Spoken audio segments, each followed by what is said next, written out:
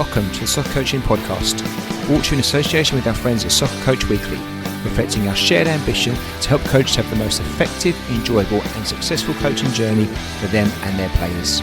We hope you enjoyed this episode and thanks for listening.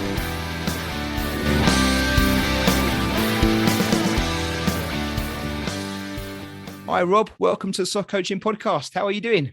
I'm fine, Scott. Been looking forward to it all day, and nice to meet you, mate. Well, it's nice to meet you too. Look, we spoke briefly before we hit the record button. As always, the podcast is only as good as the guests that come on and sharing their, experience, stuff like that. So I'm really grateful for your time. And it's your day off, mate. You could have been chilling, watching some daytime TV instead of getting ready. This is chilling out, mate. This is, yeah. Compared to the normal week. Yeah. But thank you so much. You're not too far from me, right? You're kind of West London as well. Yeah. No, I'm over in Acton, and as I say, so not too far from you.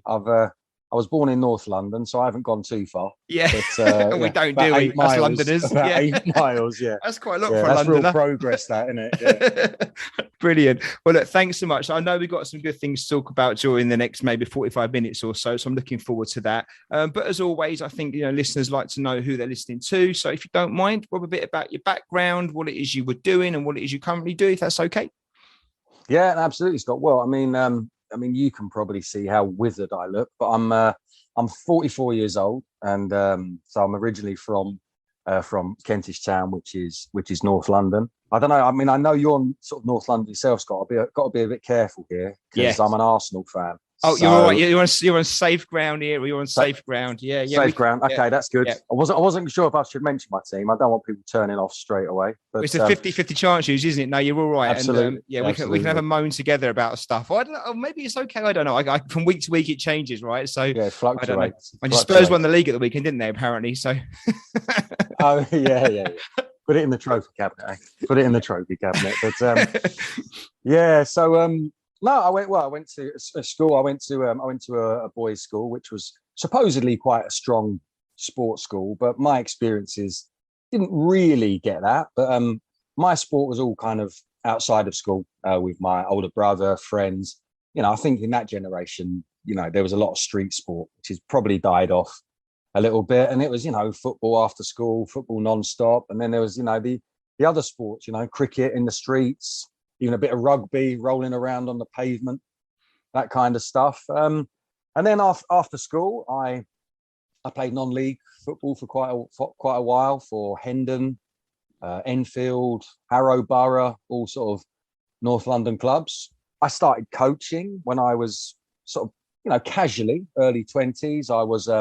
I did a little bit for Brentford, but that was kind of, I was over in West London because I went to Brunel University. So I was playing non-league, but I was doing a sports science degree, Brunel University, which is over in West London. And then when I graduated, I carried on playing non-league for 4 or 5 years, and I was doing various jobs all the time. I was involved in football. I was working at some development centres for Watford, Northampton Town. I was an academy fitness coach at QPR, so over in West London again.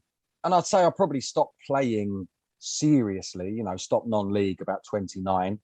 And at that time, I decided to do a PGCE in physical education. I sort of thought, what can I do apart from play football?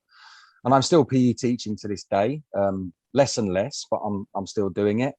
And alongside that, I did a UEFA B license about 4 or 5 years ago. I've also done a PGCE in physical education, so which has allowed me to be a PE teacher. And I've also been working for Chelsea as a foundation coach for about 6 or 7 years. I think I got a little bit bored as a PE teacher, wanted to get more into coaching again, and Chelsea were, fortunate enough for me, I got a job there, which I still do part-time now. So at this current moment, Scott, I am a long way around of saying it. I coach PE, I do PE 3 days a week. I do some coaching for Chelsea, and I've also do some, well, I might talk a little bit later, I've written a football coaching book. So keeps me pretty busy on the whole, but that's about it, really. It sounds like a good mix of stuff there. With the PGCE then, obviously teacher qualification, how helpful has that been with regards to coaching? Is there a correlation between being good in the classroom and understanding about pedagogy and how education works to being a good coach Yeah, I think there is, Scott. I mean, when I'm coaching, I sometimes listen to myself, and all I can hear, and I hate it sometimes, all I can hear is the PE teacher's voice, which which as any PE teacher knows, you probably sound moany and whiny, Yeah. at the end of a five lesson day, where you're just you've been tongue lashing Drained. kids all Yeah. day. Yeah, oh God, yeah. Yeah. So when I coach, I can hear that. So that's a little bit of a downside. But I do think one of the things about the PGCE that really stuck with me, I've always been, I think probably as a coach, I've always been quite anxious in the sense that no matter how much experience I get, I still plan sessions. Yeah. I find like winging it more stressful than planning. Yeah. It's like, you always sort of think, oh, I'll just wing this one today. And then you get there and like your brain goes, you suddenly think, I can't remember anything. Yeah. So with the PGCE, that was a pretty intense year, Scott. I mean, it was a year, but I mean, every night it was no escaping, 3 to 4 hours planning lessons. And what it taught me so much was, that I now probably take for granted a bit of coaching, which is in schools, there's so much going on. It's educational, it's behavior management. There are so many kids. There's so much energy change going around the school. Football's much more controlled. You've got a smaller group of players who generally want to be there. Yes. So I don't have to work so hard on the behavior management, line up, do this, do that. So, but what it has given me, I probably do those things without even thinking about it. So when I see some younger coaches, I sometimes feel like saying to them, like, they're not listening to me. Yeah. You're going to start the activity and they haven't listened to you. So it's just little tricks. Like when I'm coaching kids now, like sometimes they think what you're doing, I make them sit down, but that's from PE teaching. If kids are standing up, they'll start wandering around, throwing basketballs around, and you've given the best explanation in the world. And then you look at it and think, why aren't they doing it? So I think that probably that more sort of military approach, if you like. When I coach, it's just sort of like, I don't have to do it so much, but it does mean that you've got quite a tight control on the group, which helps, I think. It's almost those soft skills teaching, isn't it? And I think sometimes when you're bidding teach while you don't realize you're doing it, you just do it. But it's a good point. Right. It's a good point you make about the fact almost not being too teachers though as well, isn't it? Because you don't want to go too teach mode when you're being a coach, right? Because actually the kids don't want to be at school, do they? The players don't want to be at school. They want to feel like they're at school. They want to feel like they're being in a coaching environment and being supported that way. So I guess it's getting the balance right. It is very much. It's like, I mean, last week during the half term, I was doing some Chelsea soccer schools. And I had a younger group, and as they're lovely kids, but you've said for the 100th time, stop kicking the balls around. Somebody's going to get a ball in the face. And what you kind of find is when you're in a secondary school, you may deal with that. I wouldn't say aggressively is the correct word, but you might deal with it in a more from a disciplinarian point of view. Whereas if you try and do that in a coaching environment, the kids are sort of like, why is he talking to me like a PE teacher? Yeah. He's a football coach.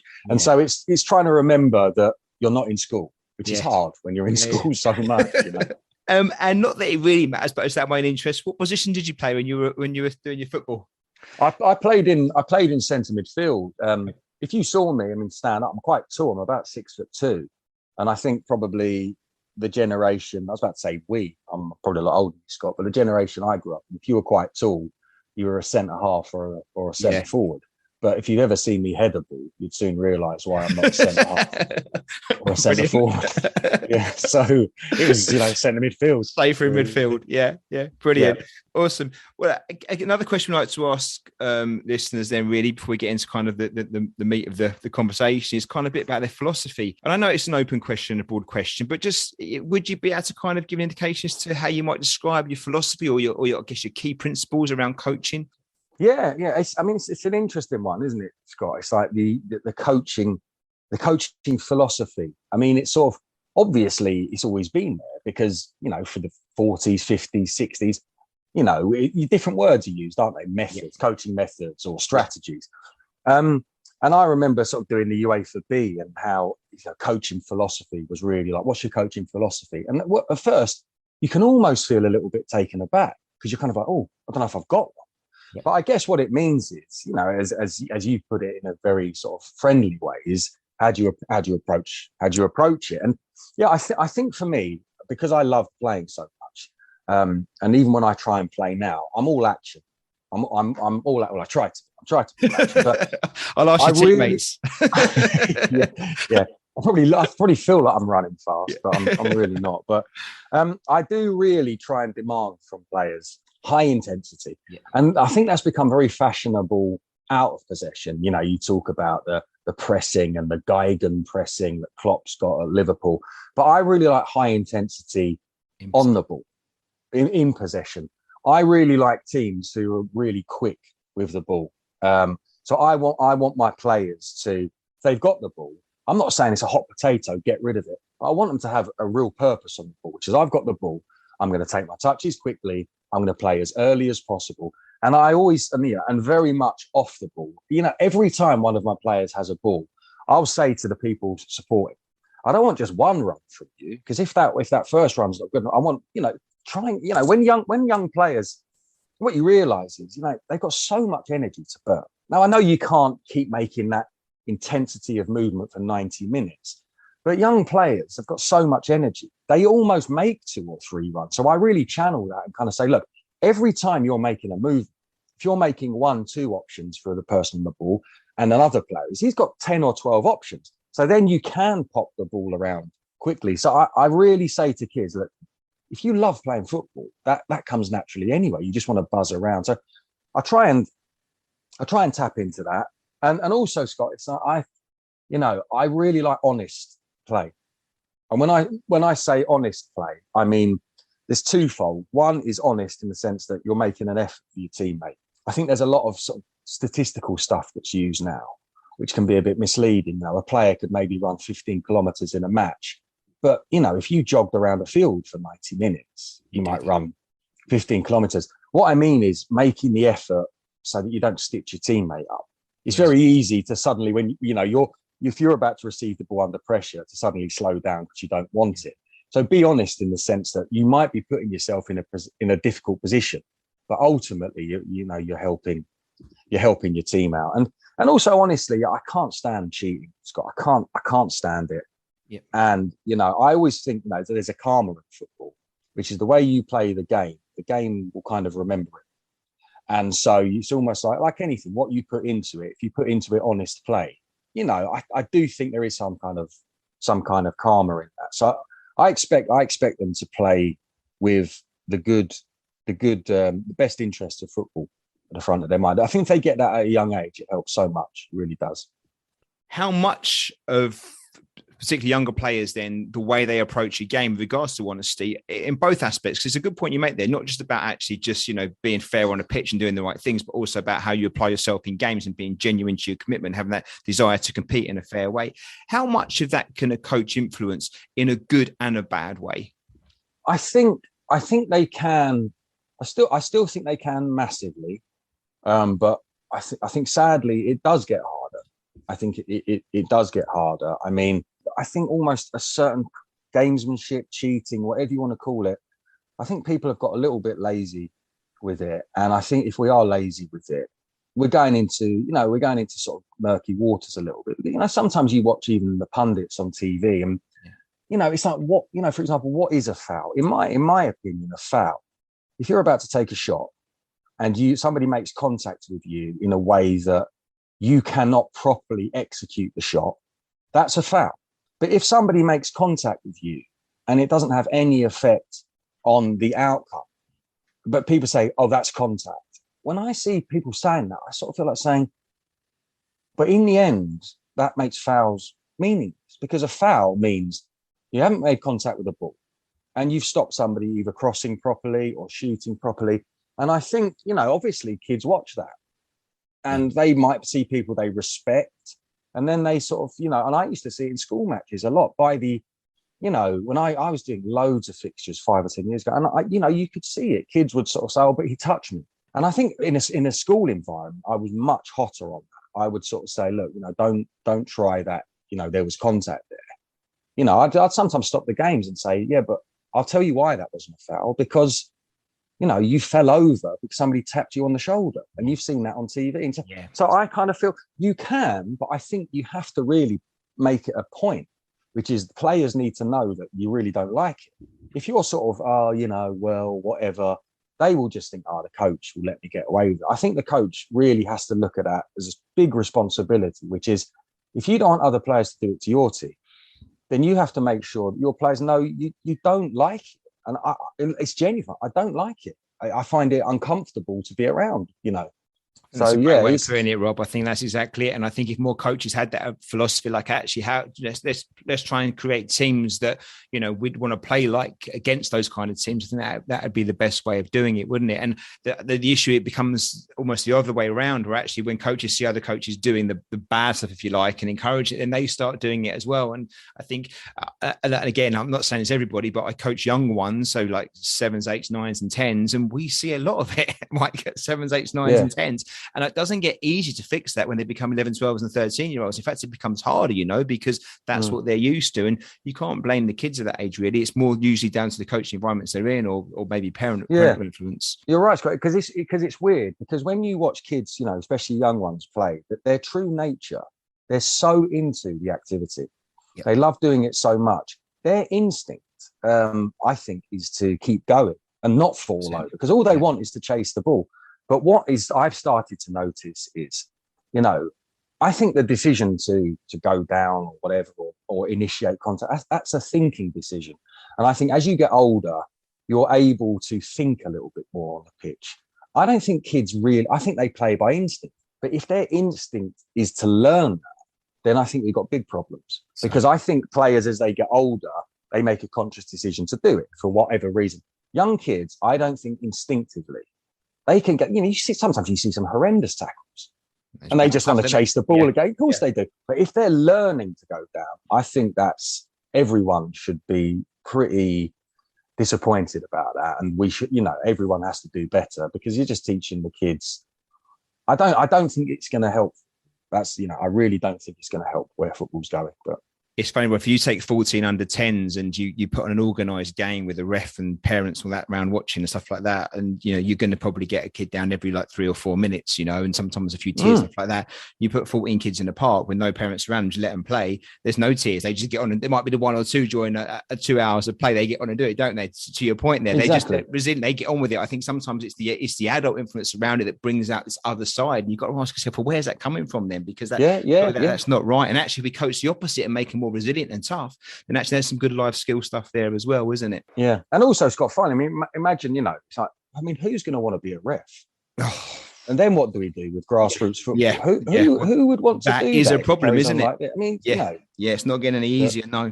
I love the fact that you and I know you do UEFA B, and I know that in lots of coaching courses, and it's not on the list, but that you get asked to maybe write down your philosophy, and it could be a 3-page or a 3-line or stuff like that. But I think as I've learned a bit more about football, I think actually it's a few words usually, isn't it? And with you got high intensity, you got maybe honesty or integrity. I think these key things, because that doesn't matter what age group you're coaching or what topic you're covering. These things are just consistent practices in the way you are, and that's why I like to ask that question. And I love the answers I get back, because they're always a bit different. But it's not about, okay, I want to play a possession-based style of football. That's not a philosophy. It's more about the intent behind it and a culture, if you like, isn't it? And I agree. Yeah. Great answers. So if you don't mind, then your influences, you kind of, obviously you've got a good background in sports, multi-sports as a kid, growing like we all did kind of, I'm a little bit older than you. So I was there as well. We used to play most of our football. You look about 10 years younger. That must be the dodgy camera on the on the laptop, the heavily filtered camera, but obviously, we get influenced in certain ways, don't we? And I think you said it into your coaching. So if you were looking back on your journey and kind of how you coach now, what would you say have been some of your influences? I mean, I started playing. I didn't get any formal coaching till I was about 13. My dad passed away when I was young, and I used to just play with friends. I was a pretty good player, but there was never anyone who kind of said, there wasn't the internet. Now, even 12-year-old kids, if say mum or dad wasn't around, they could find a club much easier. Like, I never even thought about playing for a club, but I went to secondary school, and some other boys kind of said, "Oh, come along and play for our club." And I ended up playing for a team. If anyone in North London's listening, we had a very good team called Peckwater Strikers in Kentish Town. There was a Peckwater estate. I didn't live on the estate, but we had some really good players. We had Marlon Harewood, who went on to play for West Ham. Yeah, he was a Kentish Town boy. We had a guy called Saji Burton, who went on to play for Crystal Palace. Hayden Fleming, who went on to play for Cardiff. They all played for Peckwater, and we later on became Camden Youth. So Peckwater became Camden. But we had a coach called Kieran Rafferty, and I met Kieran when I was about 12, and he was really ahead of his time. You know, I think today everybody's, you know, tries to play, in inverted commas, good football, which is, you know, playing out from the back. And that's lovely. That's great. But I think when I started playing in about 1990, I don't really think that was the order of the day. I think it was kind of, if you got somebody big and fast up front, just send it over the top. Yeah. Yeah. But he wasn't at all like that. And I enjoyed playing so much. And it made me realise how much fun football is if you're getting lots of touches of the ball. Because I've played for some teams where your job is purely functional. You're occupying a space, you challenge for balls, you mark.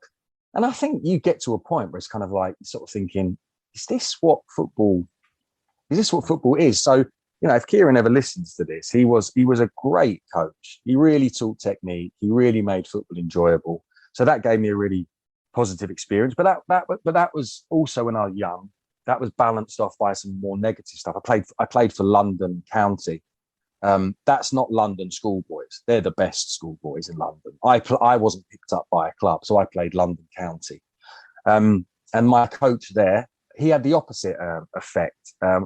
I won't use the exact term he used for me, but it was to suggest the way I played with too many touches on the ball. You know, he used another word beginning with F, but let's say he used to call me a fiddle merchant, where you're fiddling around with all. That wasn't the word he used. It really stuck with me. It really hurt a little bit, and it was kind of like, I thought the whole idea was to enjoy taking touches on the ball, and after that, I just wanted to get the ball and get it out my feet and get rid of it playing for that team. So I didn't enjoy that. And then I sort of moved into adulthood. I had mixed experiences. I had some experiences, professional clubs.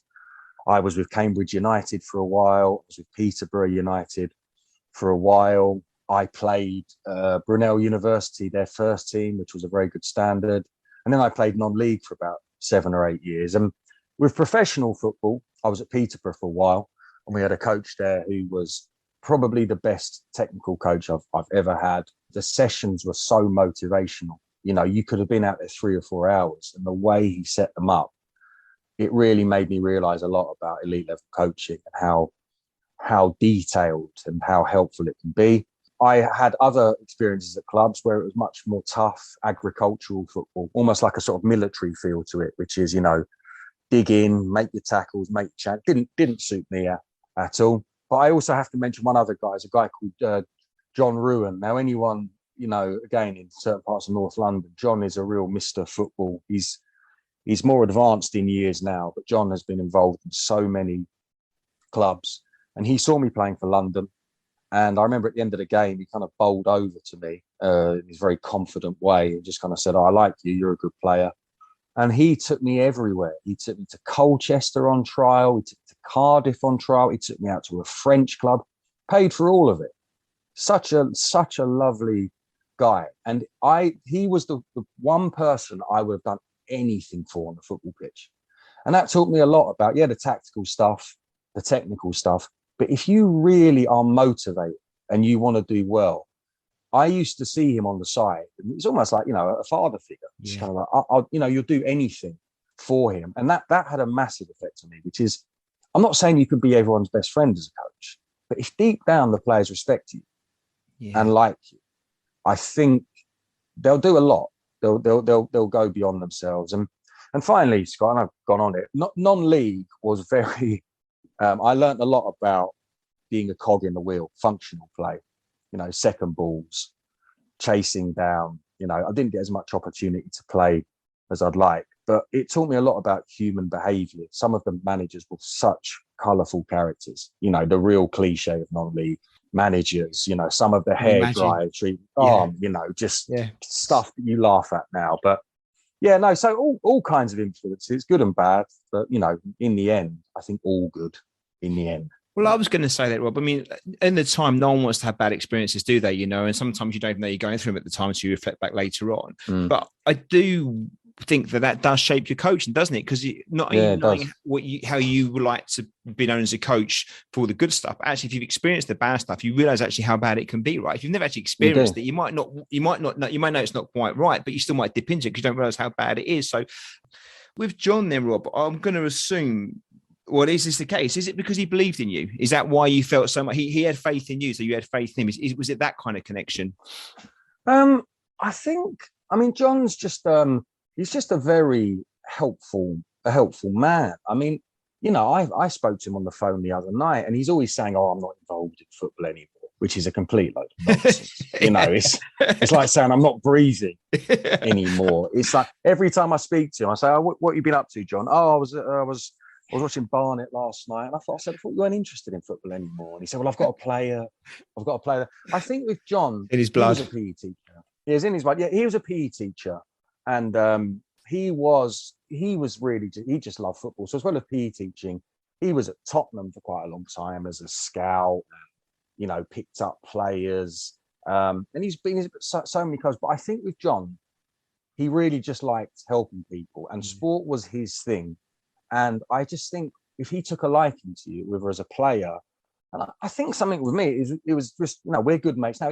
He's 30 odd years older than me, but we're very good mates. And I just think he just genuinely cared about me. I think he wanted me to do well, and he thought I had enough ability to do it. But he was always phoning. He was always phoning my mum up, and my mum was sort of saying, "Is that John bloke again?" And I was saying, and she's going, "Oh, she's saying, oh, you're going to France next week." And I'm like, "What do you mean, Mum?" He said, "He's organised a trial for you out in France." And it was just, I don't know. He still does it now. Even with younger players, he's trying to send them to clubs. One of those Not guys. for any financial gain, but people like that are just absolutely priceless. Yeah, they are. Absolutely priceless, Well, with the sessions, good and bad, and I know you said for you, there was things you enjoyed, obviously working under Kieran and stuff like that. You really liked it, and other coaches maybe not so much. Did you get the sense that was the same across the board? Was that a squad thing, or was it actually because your style of football, your beliefs suited a certain way of playing, and then it worked under some, but actually others it might have been different? Was some players enjoyed the functional training stuff and maybe the less technical side, or was it? Did you get a sense it was pretty much when it was rubbish for everyone, and when it was great for everyone? It's a good question, Scott. I think obviously when you're young, I think functional play, you have to do it in a way that the kids don't realise it's functional play, because they're just going to think, "God, this is boring." Yeah. Which is and I'm mixed on that, because I think sometimes it's a thing in school as well. Like, kids can't be bored, but it's like, well, being bored is part of life sometimes. Sometimes you learn through repetition. And it's not all, oh, that was such amazing fun. But I think when you're a kid, if you're going to do functional stuff, Kieran was very technical, but I still understood where to move at certain times. But he did it in a way that he was just very good at making it, fun and enjoyable. As you get older and you become more aware of your role in a team, I think when you're a kid, you're instinctively quite selfish. You want to get goals and stuff. When you're older, you realise, well, I can't just do that. So it's a very good question. I think all the boys that played for Peckwater and Camden Youth would have enjoyed it. I mean, I still speak to some of them now. They would hold Kieran in the highest regard, because he was a good man and a good coach. But as you get older, it's a good question. With non-league football, and there's nothing wrong in non-league football. There are some great players, and the gap between non-league and League 1 and 2, I think, is very small now. From the conference, it's very small. Some top players now, but I don't know if anyone enjoys purely a functional role. I mean, you see some games lower down in football, and there's some great possession teams and you like anywhere you see some games where it's kind of very much, minimal touches on the ball and functional. I think functional play is more appealing for some. I think if you're a striker in a very functional team, it suits you because you are the end of the function. Yeah. Yeah. But if you're in a position where you're serving others, i.e. maybe central midfield, maybe as a fullback, I think your play can become a little bit predictable. And as the years go by, maybe you sort of think, but I wanted to take an extra touch there. Yeah. I wanted to take 3 or 4 seconds on the ball. And I think you still enjoy the football. I think, it's, I do think the style of play is important to players. People say, oh, it's what the fans want, but everyone wants to see nice. But as a player, you started playing football. You didn't start playing to mark players and to win flick-ons. That's part of football. You played it because you like the feel of the ball.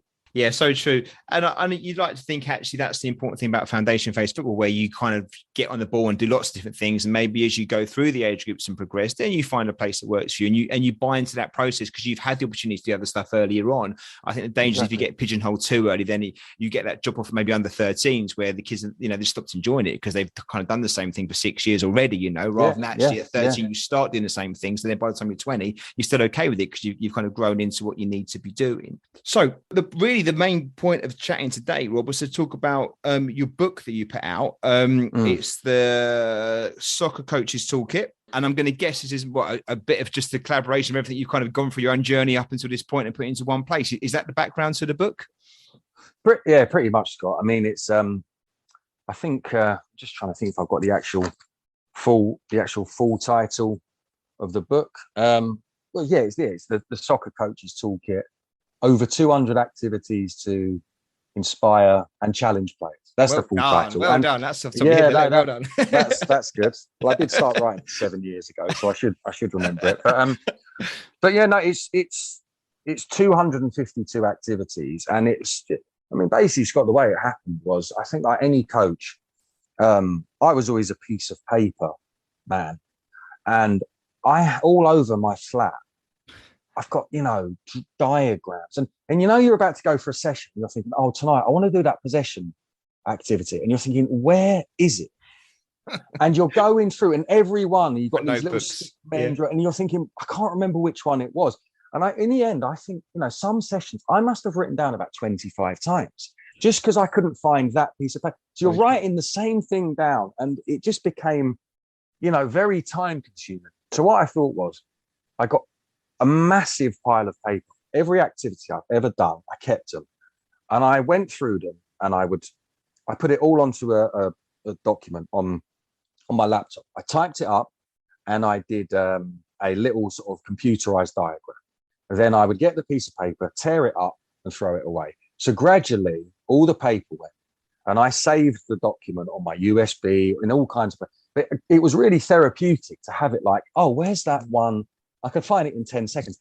And that was just for me. But my brother saw it, and he said, why don't you do a coaching book? And I'd never thought, I wasn't writing it to do a book. I was writing it to save time. And he said, Rob, and gradually I was like, oh, I can't bother to do that. And then I did. I started to section them. I was kind of like, well, they're all the passing ones. They're all the shooting ones. And then it started to, snowball from there. I started to sort of grade them, beginner, intermediate, advanced, and it went from there. It just started kind of organically. And then it became more formal. It became more formalized. Then I started to take it seriously. And then I started looking for publishers. I contacted a few, and I was very lucky that a publisher called Mayer and Mayer, who do textbooks, they're a real sort of giant in sports publishing. They got back to me and said, that's exactly what we want for a coaching book next year. And then it was really a case of getting your skates on and meeting the deadline. So yeah, it's kind of pretty much every activity I've ever used. I think since then, I've probably got about another 100 or so. But, the second book there, look, hold on to those. Yeah, so there you go.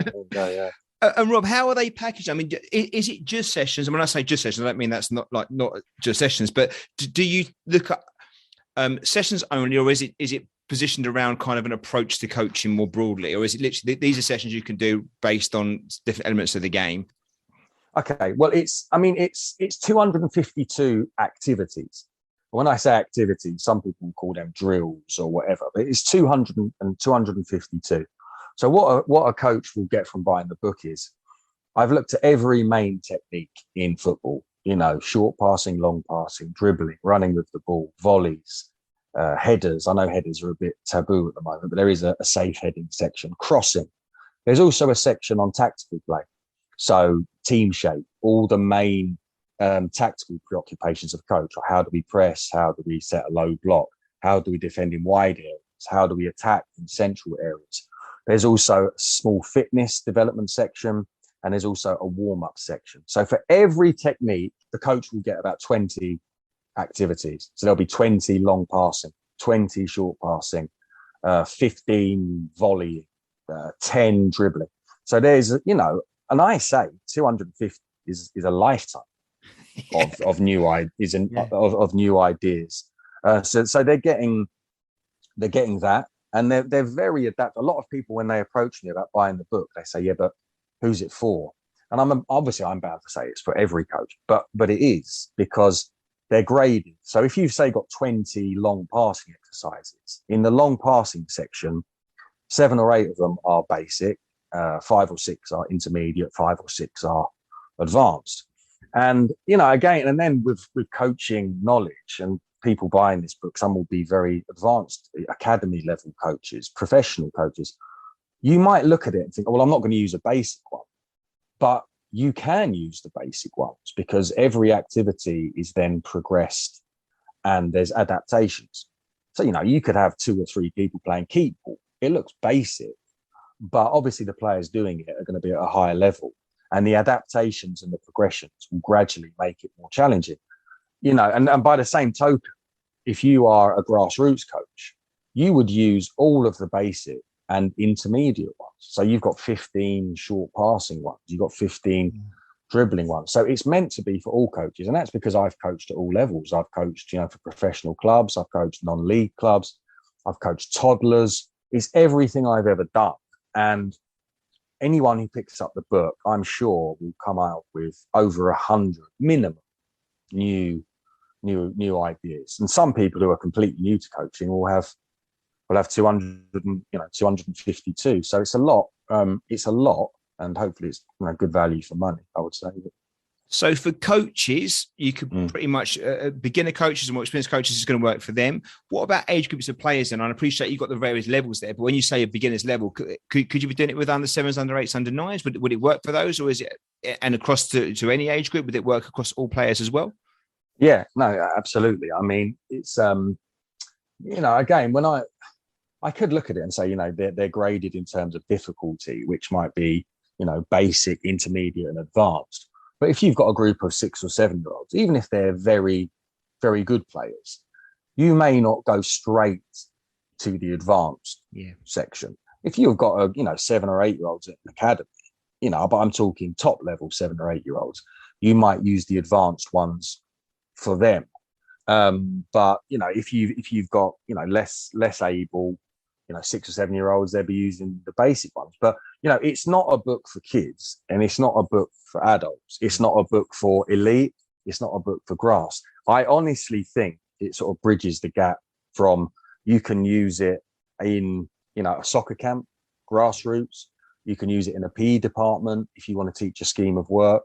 You can use it for pre-academy players and academy players. You can use it in non-league football. And that's why also for some people who want to sort of use it for more adult and advanced, there's like a 25 activity tactical section, as I said, which is, there's, it will teach you how to press. One activity will teach you how to, create opportunities around the box. Some will teach you how to play one touch attacking football. So, yeah, I mean, it is a toolkit. It's adaptable, very adaptable.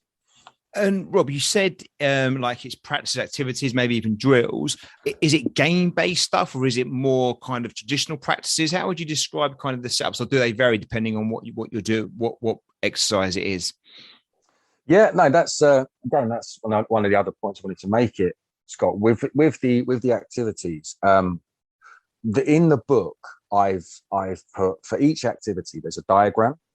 There's the amount of equipment you should use, the type of equipment, a suitable number of players. Now that coaches can't hand pick, as you know. So I want 12 players today. You might have 25, but I suggest an ideal number. It might be 14, it might be 8, whatever it is. There are 3 coaching focus for every activity. So the primary focus for one might be dribbling, but I would argue that any coaching activity, there's branch offs. So it might be mainly dribbling, but at some stage the kids are going to need to pass. So the secondary focus would be, dribbling into short passing. The third one might be turn, because if you can't dribble forwards, you've got to turn off. So everyone has three coaching focus. There's 2 or 3 progressions or adaptations. But I think the point you sort of invited me to make there was, I've said each one, there's a type of activity. So each activity is either an unopposed technical practice. So for example, that might be, if you're trying to develop long passing, or long passing with the outside of your foot, that's difficult. Yeah. And so you might do that simply in a group of 2 or 3, where you're just literally just pinging balls to each other. Now, technically, that might be frowned upon now, which is, you don't do paired activities. Most of them are not like, but, that would be an unopposed technical practice. An opposed technical practice would be, well, they've learnt the technique. Now we're going to try and do long passing, where every touch before the long pass is pressurized. So some activities are opposed, some are unopposed. And then we've also got a small-sided games activities. So, sometimes the teaching might be done within a 5-a-side or an 8-a-side or a 9v7. There's also kind of what you might call like a phase of play, which is a recreation of a certain aspect of a match. If you're working on crossing with 20 players, that was what you might call like, a phase of play. And there's also, so there's different sections. So if a coach is thinking, but I want to coach crossing, but I don't want kids just practicing the technique. I want them to be crossing within a match activity. They'll find that activity in the book. So it's designed so that you can do it, more simply. 2 players just practicing the technique together. A small group of 2 or 4, you can do it as a 2v2. So it opens up, and all of the activities, the coach will find what they want, or the way they want to coach the activity. I had that in mind when I wrote the book a lot. How did you find writing the book, Rob? And did it make you reflect back on the practices and make many changes to it? I guess because you've got to look at a closer eye now. It's one thing doing it for you in your sessions, right, and having it there in your notes, but suddenly when you're going to put it in a public platform, in a public forum, did you look at it and refine and change a lot of stuff, or did you have it pretty much right from the beginning? I've got to say, Scott, honestly, it's been the biggest amount of work I've ever done. And that includes my degree, my dissertation, my PE teacher training year. As I said, I started seven years ago. Yeah. And obviously I haven't, for the first 2 or 3 years where I was kind of doing bits and pieces, I wasn't sat there every single night. But for the last 4 years, I would say pretty much every day or every other day after work, when the last thing you want to do is go home and do more work. I was doing 1 or 2 hours every night for about 3 years. And so I don't know how many tens of thousands of hours. Honestly, it was. And I think when it's something you really care about, and even if you're quite a meticulous planner, it gets to the point that you can almost get a bit neurotic, where I just didn't want to let go of it. The publishers were sort of saying, Rob, just give us the first 200 pages. And I was checking every full stop, every comma, and it's also, but the thing is, if you wrote a novel, for example, I guess you can put the main idea out there and the publishers will go, but what you've got to realize when you're writing a textbook, you are the architect of all of it. If it doesn't make sense, how is the publisher? They can't, can they? They've got to be able to visualize. So you've got to be so precise, which is this player must stand on this area of the pitch, 3 supporting players must be 5 yards diagonally. In the end, my head was like, God, I just want to I want to finish this. But the thing that made it even more difficult, Scott, was, my fiance, Zara, she's an illustrator. And she, had the idea. She said, why don't I do the diagrams? And I think to this day, she regrets it. She's still your fiance. Yeah. Well done. Yeah, still amazing. But she got on board, and if you see the book, the diagrams, they are, I'm bound to say they are brilliantly done, because she doesn't follow football. Yeah. So I would, but when she said it, I thought, that's great. But then suddenly I realised, a whole bunch of work there. Yeah. I've got to sit down and explain what this player's doing. And there were some nights, it was 5 o'clock in the morning. I've been going from 6 o'clock at night till 5 o'clock in the morning, near the end of the deadline. And it was a huge amount of work, but I'm so happy with the final product. So happy with it. And yeah, well done, Rob. Because I look, when I speak to guys that have done this, it's the same thing. It's always a bigger bit of work than they expect, but it becomes their baby and their thing. And I'm sure with this is the same with you. This is you putting it out there, and it's kind of a bit of you, isn't it? Really going out in the big world. Is, so yeah. It went out in January, I believe. How is it? January it went out? Has it been out for? Well, I mean, again, Scott, with the with various things, COVID, Brexit, lorry driver strikes. The publishers were kind of like, Rob, you couldn't be publishing a book at a worse time. Yeah. Because the amount of delays. It was meant to be in bookshops, I think, probably about 5 months ago. It is about to go into bookshops, so it will be in Waterstones, WH Smith's. Anyone who's listening to in America, I think there's a big bookshop called Barnes and Noble, but it's going to be in all bookshops, all good bookshops around the world very, very soon. Okay. But people have been buying it online, and it's now being delivered to people's houses within 24 hours for about 4 weeks. So you can get it on Amazon, you can get it on Waterstone's website. So yeah, lots and lots of people, I think, have been buying. I'm so curious to know. I mean, to be honest, it's probably my mum's just bought it. She's making up all these social media things about it. It's probably that. But yeah, anyone who wants to can look on the internet, available. Soccer Coaches Talk, and you'll find it. All there's so many links to it, so many to get it from. We'll put the link in the show notes to the book on Amazon anyway, so people can find it. But I wonder then, Robert, has it affected your coaching? I mean, do you feel going through that process, have you improved as a coach? Is it like, and obviously these are your practices in the first point anyway, but having revisited, having to fine tune them, when you're going out and doing the work at Chelsea or wherever else, do you find that you're a bit sharper now because you've gone through this process?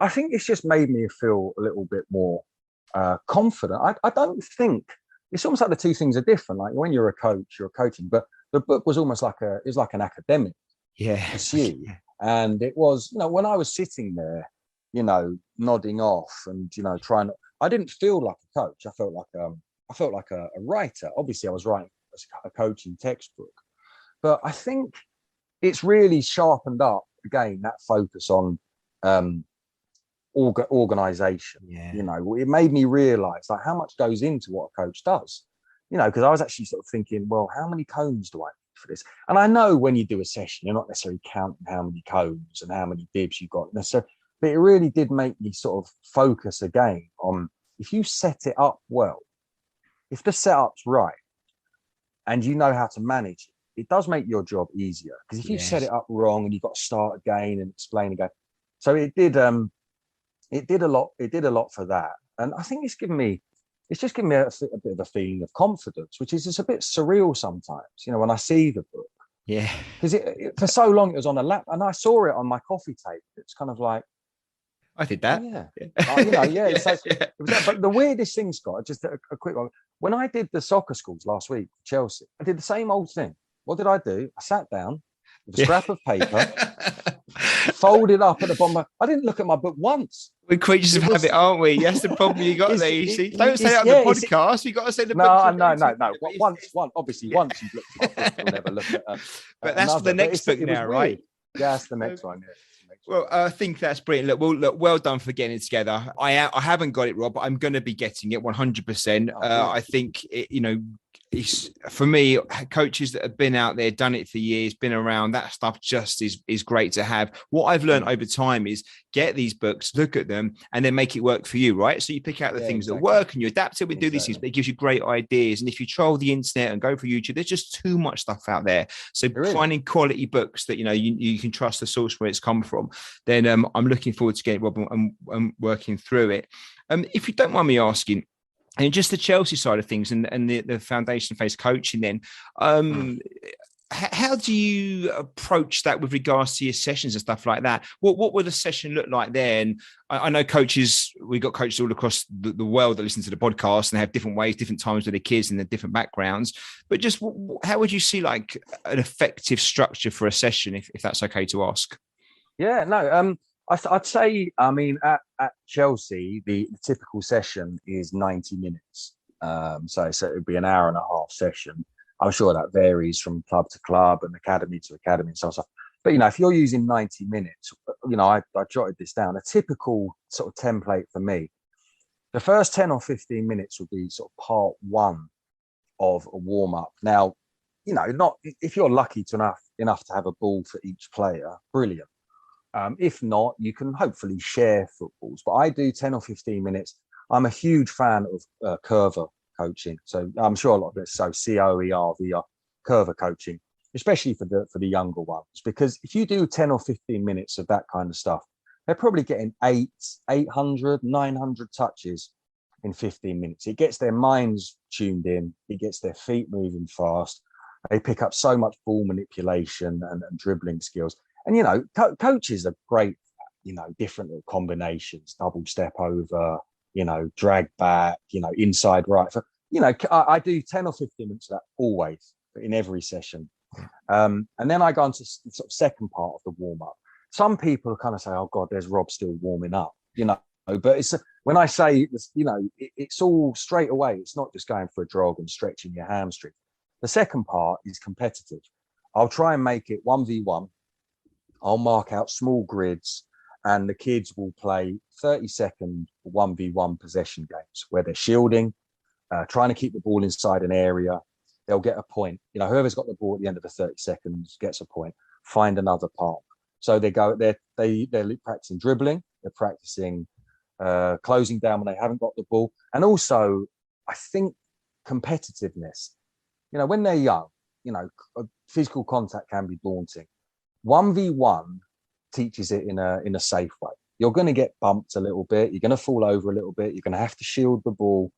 But I really like another 15 minutes where it's just against a partner, 1v1 under pressure. So that's the first half hour. And then depending on what the club curriculum is, if it's kind of, let's say a more simple technical focus, say it's passing and receiving.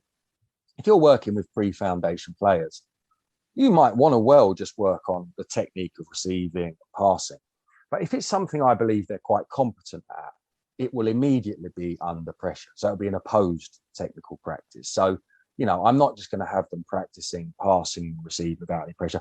It will be 3v1 or even a 2v2, a little small-sided game. Yeah. If it's a more difficult starting point, say, for example, we're looking at crossing or finishing in the final third, I will spend that unopposed because they're the kind of techniques that if you don't learn them very well, the moment you put pressure on it, you need to go back to the start anyway. So I'd look at it in two ways. And for both of them, if it was a more difficult starting technique, I'd spend about 20 minutes just refining the technique. So say it's finishing. I'll give them, 20 minutes of a finishing drill. Yeah. Then I would take that for the next 20 minutes where the finishing drill might be the same, but it will be under a lot of pressure. It will be, with 2 or 3 defenders and maybe 1 extra attacker. So you've always got a slight overload, but then they're doing it in under pressure. And then the final 20, 25 minutes, sometimes, I will say just play. Because, if you're only seeing them once a week, there are times where you sort of think, I guess you assess the group. If they look mentally gone, there's no point in too much more. But sometimes if they're really into the technique, and when it's something like finishing, they're so into that. When you go into the game, you can still, if it's a 3v3 or 4v4, you can still be going back in and coaching the finishing. Hold on, hang on, just there. You could have done this. You could have done that. So it's a 2-part warm up, a technical focus, either opposed or unopposed. I'll progress that technical focus, and then I'll finish off in a small-sided game. That's a typical kind of session I would use. Brilliant, Rob. With regards to kind of the environment and the culture, then, do you have kind of values or philosophy that the players are aware of, or is that just driven by the way you conduct your sessions, by your body language and the words you use and how you carry yourself? Because I think that's absolutely fine for coaches if it is, but personally, or is it more kind of prescriptive? Do you have values that the boys or the girls understand that it's important with these sessions? I guess that kind of goes back to the opening question, which was about the coaching philosophy. Yeah.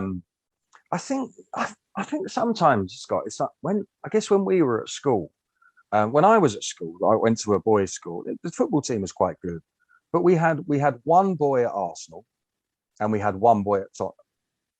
Now they were YTS players, and they were definitely the best players in the game. I mean, definitely, better than I was.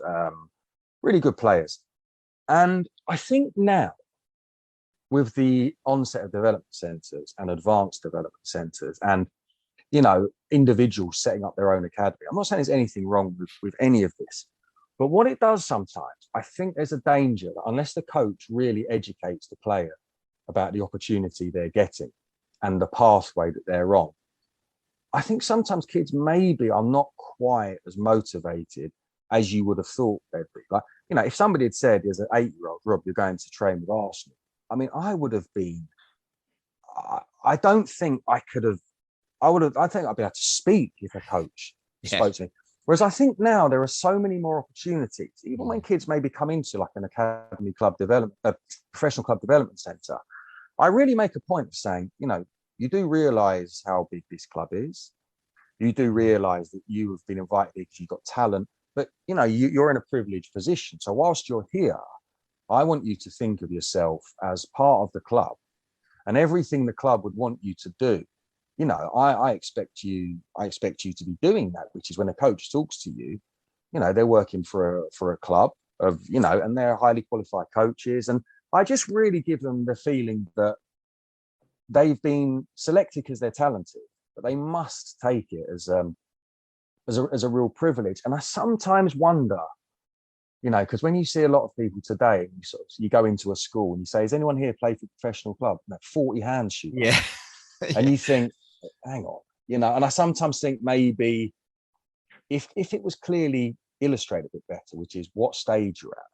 And there's nothing, just because you're at a development, it doesn't mean, oh, that's not the real club. I don't like that, because it is a pathway. But the pathway, each stage needs to be treated with respect. And if you're good enough, you'll move on to the next stage. So I do a lot of work on educating the player about where they are, but what they need to do to reach the next level of expectations. Yeah, well, that's important, I think, because the aspiration, right, and understanding it, and you don't want to put pressure on the player, especially the younger ones, but they should recognise it's an opportunity, and and absolutely, in some ways, it's a privileged opportunity for them, and others want to have that too. So I think that done the right way, that's exactly how it should be. And I ask a question because I'm not sure we always do that. I think sometimes the sessions can be fantastic, but there's the other side of the sessions, aren't there? The environment, the culture, and things that go around it that can be as important for the player's development. And if we miss that, we're missing a chunk of the educational opportunity. But that's not the case here. So that's fantastic. Rob, I'm so grateful for your time. I've got one more question, that's okay, because I'm nearly taking a whole hour of your time.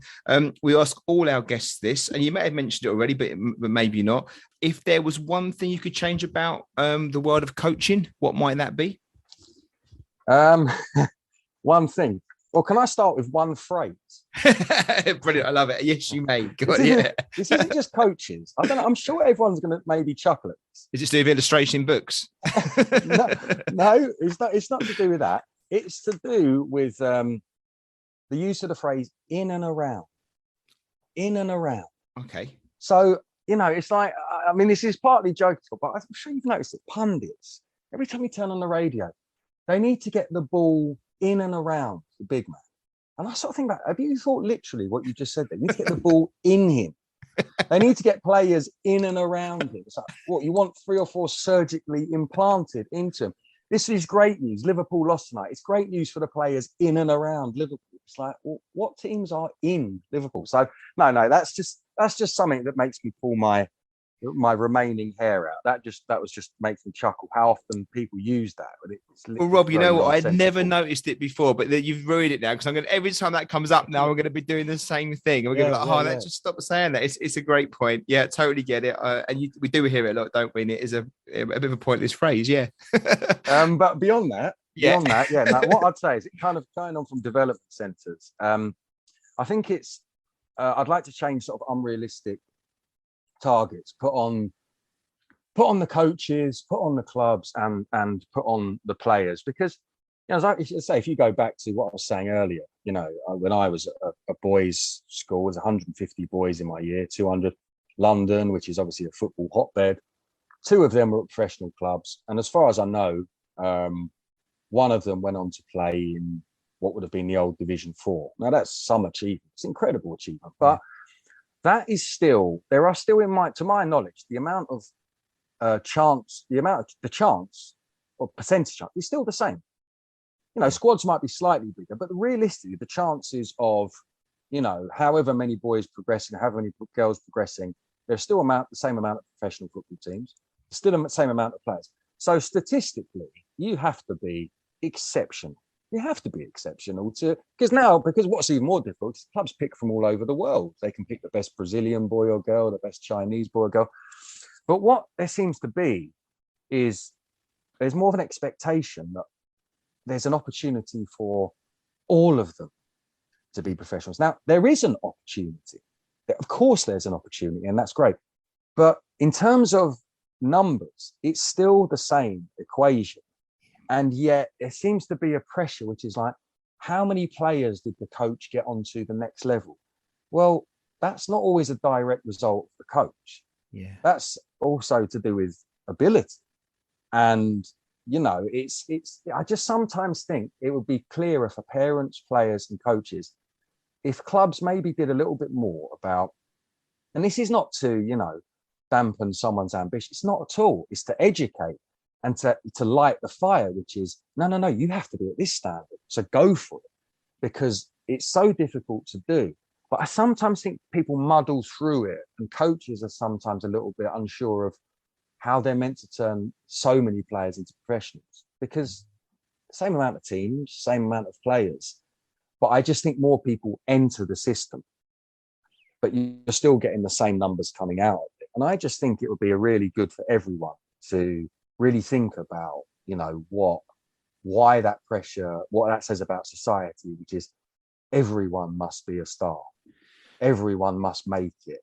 And it's like, and I know football's so popular, but it's like, but not everyone can. And the whole point of sport is, to some degree, it is elitist. I think people are ashamed of that word. I'm not talking about privilege, but performers are at the top of their profession, and that's to do with ability. Sometimes it is to do with opportunity and financial, constraints, which I don't like. And I think, obviously society tries to do as much as possible to level that off. But ultimately, if you support Arsenal, Chelsea, Man City, Tottenham, or whoever it is, you still expect the best players to be playing in the first team. And if people were getting through who weren't good enough, the fans would quickly turn around and say, well, what coach brought that person through? And at the same time, coaches are supposedly trying to be developing more players. I just find it a little bit sort of like, I don't know, it's hard to balance both, I think. It's a good point you make just around the numbers, because even if you said, okay, if we could fill every squad, in professional football with academy graduates, there's still more academy players to come through the system. There are places like 10 times over. So, even in the best possible dream scenario, it's still, there's still going to be much more supply than there is availability, right? And I guess part of that is making sure that the programs are developing players' personality and characteristics, right, as much as the life skill stuff, as much as the football. So, it's not all about just becoming a professional player, but it's other stuff as well. But we could certainly do a good job in, or maybe even a better job in getting that message across. And I see even the younger players, 7, 8, 9-year-olds, that, they're going to be professional football players. And you think, well, you've got no chance of knowing that at this age, literally no chance. No chance. It's very much crystal ball stuff. Rob, you've been superb. Thank you so much. I really do appreciate it. I push my luck with your time. I'm keen to know what your plans are going forward. Obviously, you're doing the teaching, you've written the book. Obviously, book number 2 is only around the corner, I'm sure. No pressure. No pressure. No time. What is your plans? I think with my coaching, I think I'm coming to the end of my PE teaching career. I'm doing 3 days a week here at the moment. But I think the book has pushed the transition to, I don't really think I want to be involved in PE teaching too much longer. I see coaching now as where I want to be. And I've always had a desire to go abroad with it. I've always been very interested in, some of the university stuff in America. The standard of it is so good, and I'd like it to be part of your life experience. I'd like to go to a new culture. I'd like to coach in a new culture as part of a movement in my life. And there are many countries that interest me. I think that's really where I'd like to be in a couple of years time. I'd like to be, I think, overseas and able to coach, full time, have a team, have a university team, and also carry on with the books, because I know I'm kind of moaning about it, but I really love it now. I really sort of have ideas for new books. If I could be coaching and doing books, I think I'd be pretty content with that. So that would be nice, but you never know. Never know. Who knows? I'm sure wherever you end up, you're going to be a massive asset to an organisation you're part of. I know that working in schools is challenging and a tough slog, so well done for doing it. But I think, when your heart lies somewhere else, maybe you chase those dreams down and it works out. Rob, you've got a great history behind what you've done. You're doing some great stuff now, and I'm looking forward to hearing what you do moving forward, because I'm sure it's going to be wonderful and successful. Would you happily come back on and share your progress maybe in a year or so's time and let us know what you're doing? I'd love to, Scott. I really enjoyed it. And when I saw your questions yesterday, as ever, I started writing notes on what I was going to say. But but the time's flown by, and it's been really great questions. Really enjoyed the interview. I was just wondering, Scott, if I could just say, if any coaches are listening, up until about 6 months ago, I'd literally never used social media. I honestly never used it. I now have a Twitter account, which is purely about coaching and my book. I'm not going to be, sending distasteful jokes or, photos of me and my cat. It's not any of that stuff. What's the point then? Sorry. Yeah. Well, I need a cat. I've actually got a cat. But if any coaches are interested in the book, or also if they just want to talk at all about coaching on any coaching matters, any advice or anything I can learn from them, if I could give my Twitter handle, I think is the right one, I'd be delighted. I've met so many interesting people, including yourself. That was via Twitter. It's been so interesting, especially for someone who's a bit of a technophobe, I think is the right phrase. But anyway, it is it's at Rob _ coach 82. So at Rob _ coach 82. And I've also said for my fiance, Zara, she is a fantastic illustrator so if anyone else out there is doing a book and is thinking, what am I going to do about the diagrams? What am I going to do about this? I'm bound to say this, but if you look at the book, they're all done by her, and she is obviously more than willing to help. And you can contact her at BA _ Zara, ZARA. So, that is for anyone who has any perhaps queries about, I don't know, the illustrative side of coaching books. It's not just football. If there's any other coaches out there listening, I think you could do a lot worse than contact her about it. I'm lucky enough to, not have to, but I did say I'd do that. Otherwise, I'd get in a lot of Rob, honestly, so I hope you don't absolutely mind fine. Not at all. And what we'll do is we'll put both the Twitter handles in the show notes as well, so people who haven't got it written down, they can click on there and find you straight away. Yeah, we reached out through Twitter. It is a great medium for this. I think it's a great platform. Like, social media has its other side to it, but I think if you're looking to network and find good people, and it's amazing how people do say yes straight away, and get involved. And we've had some great high-profile guests on here, and you've been fantastic to jump on it and do this for us today, Rob. So thanks so much for your time. Much appreciated. Hopefully we can chat and have a coffee soon, but certainly get you back on the podcast, at some point when book 2 comes out, or you're off to the States, wherever else, you can let us know what you're doing as soon as that next adventure starts, if that's all right. Cheers, Scott. I'd look forward to that, mate. Stay well. Thanks, Rob. Cheers, Scott. This episode was brought to you in association with our friends at Soccer Coach Weekly. Established since 2006, Soccer Coach Weekly is a leading source of inspiration and advice for all grassroots coaches. Join thousands of youth soccer coaches just like you, saving time and effort in their goal of having the most effective, enjoyable and successful coaching journey for them and their players. Thanks for listening. I hope you enjoyed the episode.